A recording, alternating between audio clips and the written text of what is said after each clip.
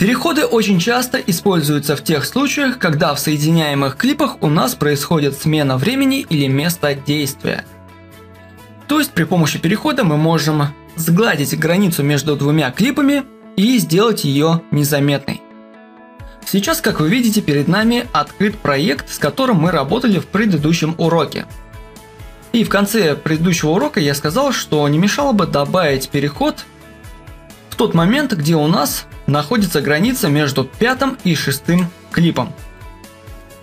Вот сюда вот.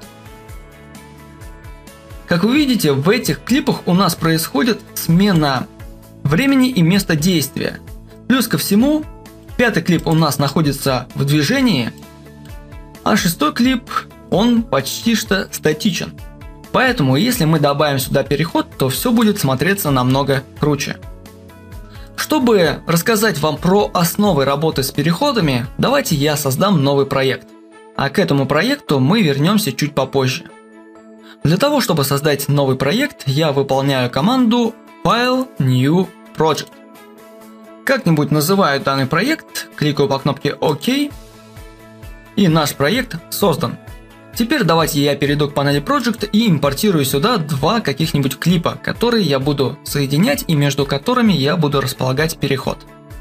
Кликаю здесь два раза левой кнопкой мыши, у нас открывается проводник Windows, здесь давайте я выберу 1 и 5 клипы и нажму на кнопку «Открыть».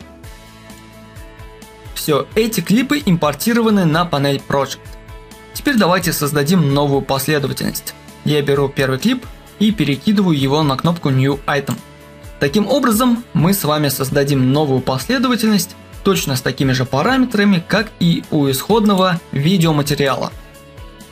Сейчас давайте я удалю данный клип с панели Timeline при помощи клавиши Delete, потому что сначала я эти клипы хочу перекинуть на панель Source, избавиться от всего лишнего и уже затем импортировать их на панель Timeline. Так и поступим. Переходим к первому клипу, наводим курсор на его иконку и кликаем по ней два раза левой кнопкой мыши. Данный клип у нас сразу же открывается на панели Source. Здесь я при помощи входного и выходного маркера определю ту сцену, с которой хочу работать. Затем, после того, как мы ее определили, мы данный клип перекидываем на панель Timeline. То же самое давайте сделаем и с 5-м клипом. Кликаем по нему два раза левой кнопкой мыши. Обрезаем все лишнее.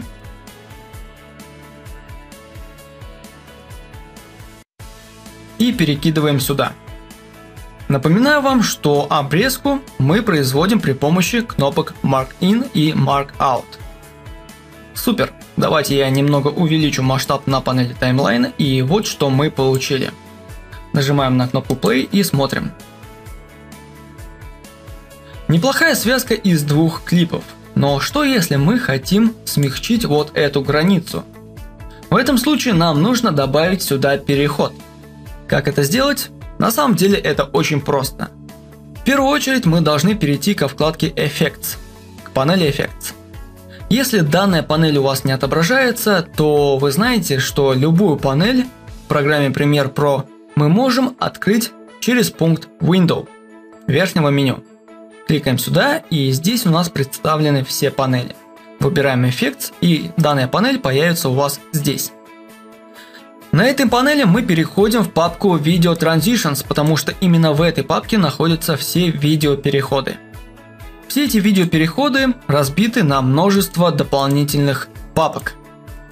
Конечно же, в этом уроке мы с вами не сможем разобрать все переходы, поэтому, если вы хотите, вы можете это сделать самостоятельно. Я вам расскажу про несколько самых основных и часто используемых. Поэтому давайте здесь раскроем папку Dissolve, и в этой папке находится самый часто используемый переход под названием Cross Dissolve. Кликаем по нему левой кнопкой мыши и перекидываем его вот на эту границу.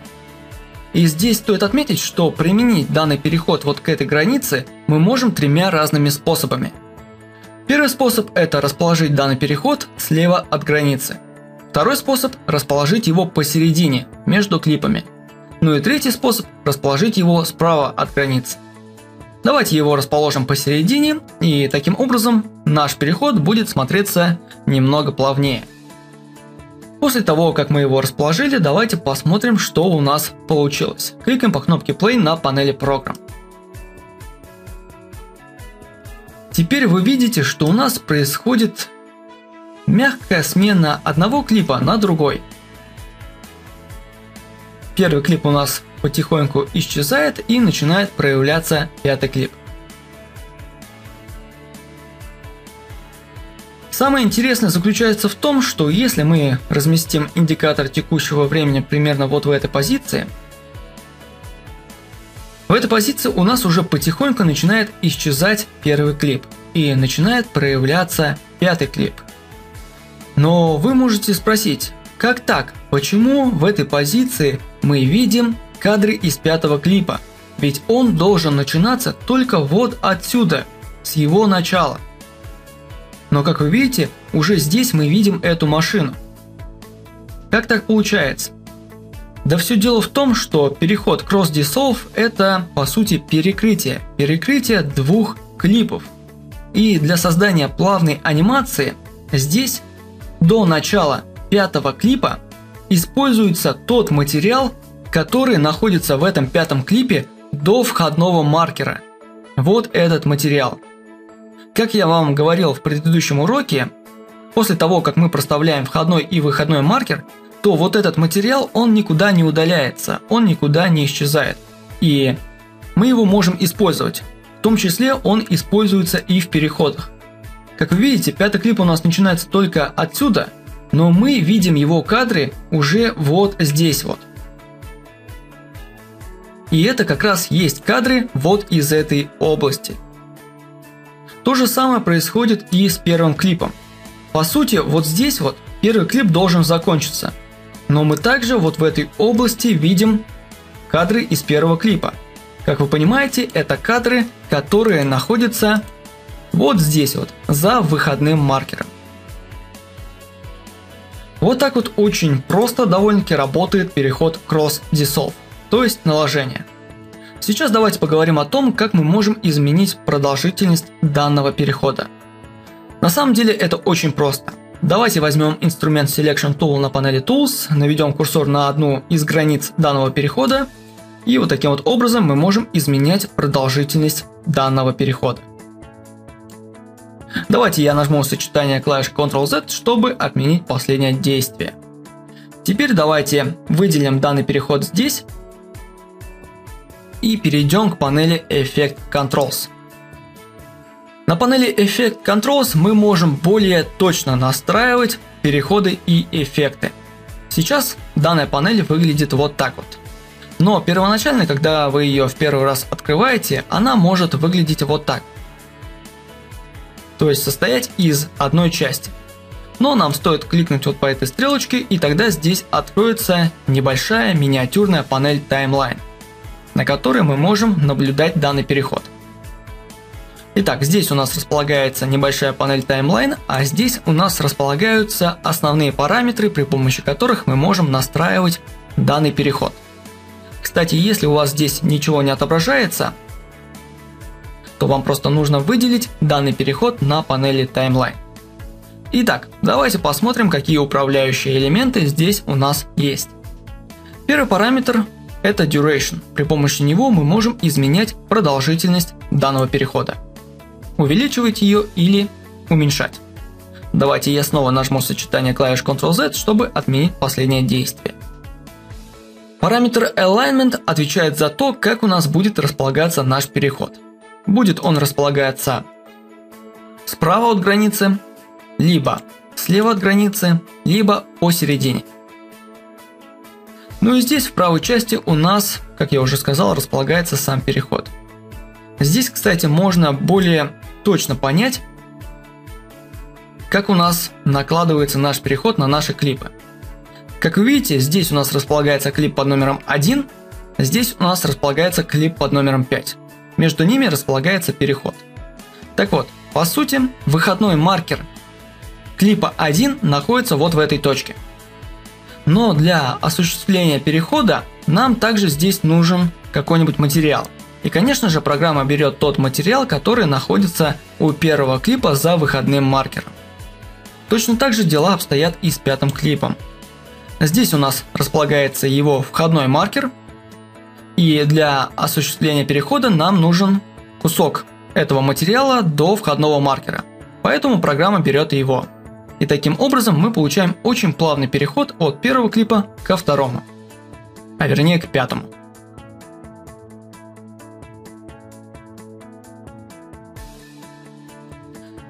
Вы уж извините меня, что я повторяю одно и то же по несколько раз, просто я хочу быть уверенным, что вы все поняли, для того, чтобы в дальнейшей работе у вас не возникало никаких проблем.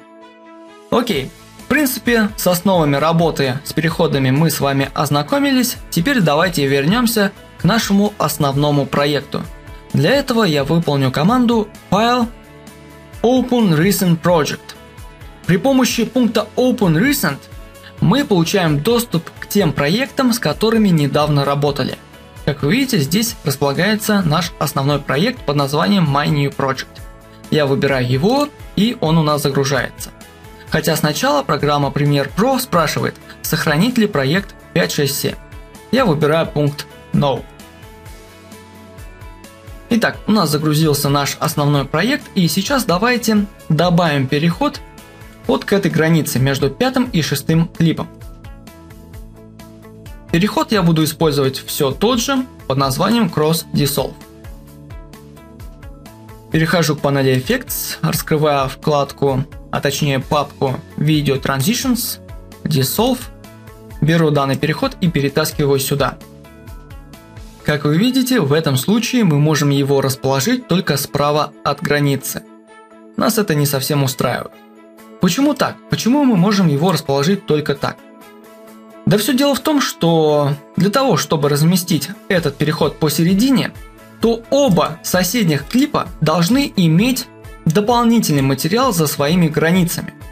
Но как вы видите, у клипа под номером 6 здесь располагается треугольник, который говорит нам о том, что это начало данного клипа, и до этого момента у шестого клипа материала дополнительного просто-напросто нет. Чтобы это исправить, давайте возьмем инструмент Selection Tool и просто-напросто подрежем данный клип.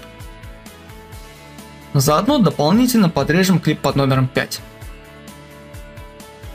Выделим клипы 6-7 и, чтобы избавиться от этого прогала, переместим их влево. Замечательно. Теперь давайте снова возьмем переход Cross Dissolve и переместим его сюда. Как вы видите, теперь мы без проблем можем разместить его посередине. Давайте посмотрим, что у нас получилось. И такой переход смотрится уже намного лучше и намного приятнее. Супер! А что если мы хотим добавить похожий переход вот к этой границе между клипами 6 и 7? Как вы видите, в этом случае оба клипа заканчиваются. Здесь у нас находится конец шестого клипа, а здесь у нас начало седьмого клипа. У обоих клипов в этой точке нет дополнительного материала, который мы можем использовать для данного перехода. Что нам делать в этом случае? В этом случае мы также можем взять данный переход и применить его сюда. Но как только мы это сделаем, у нас появится вот такое вот сообщение, где нам говорится, что для добавления данного перехода программа будет использовать дублированные кадры, ну или по-другому стоп-кадры. Давайте нажмем на кнопку ОК и разберемся, что это такое. И для начала выделим данный переход. Заметьте, что он у нас заштрихован линией, наклонной линией. Итак, мы его выделили, и теперь давайте перейдем к панели Effect Controls. Увеличим здесь масштаб, отодвинем левую часть немного левее и посмотрим, что мы здесь получили.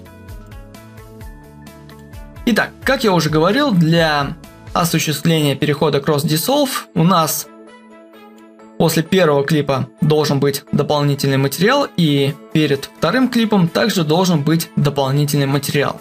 Но в нашем случае у обоих клипов дополнительного материала просто-напросто нет. И поэтому для того, чтобы все-таки применить данный переход, программа поступает следующим образом. Она берет последний кадр 6-го клипа и просто-напросто дублирует его вот на этот участок. То есть создает статичный кадр, статичное изображение вот на этом участке. С нашим 7-м клипом она делает то же самое.